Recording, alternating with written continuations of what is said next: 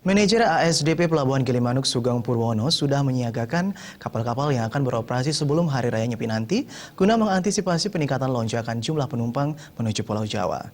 Pihaknya juga akan melakukan pengecekan ketat terhadap kesiapan armada serta keamanan di Pelabuhan Gilimanuk menyusul tragedi tenggelamnya KMP Rafflesia II di Selat Bali Jumat lalu.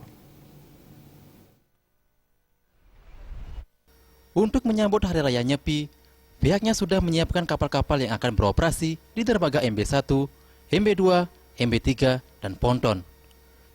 Manajer ASDP Pelabuhan Gilimanuk, Sugeng Purwono menambahkan, saat Hari Raya Nyepi, pihak ASDP Gilimanuk akan menyiagakan kapal yang beroperasi di dermaga yang sudah disediakan kapasitas 22 unit kapal.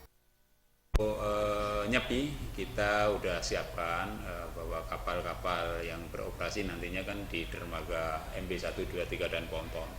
Kalau untuk pelabuhan seperti ini kan kita ada SOP yang diberlakukan kan untuk kapal-kapal penumpang, jadi akan lebih siap. Jadi kita nantinya Syah Bandar sama kita pelabuhan akan review ulang, mengecek kesiapan kapal untuk menghadapi Hari Raya Nyepi ini. Pengamanan tetap selalu kita tingkatkan.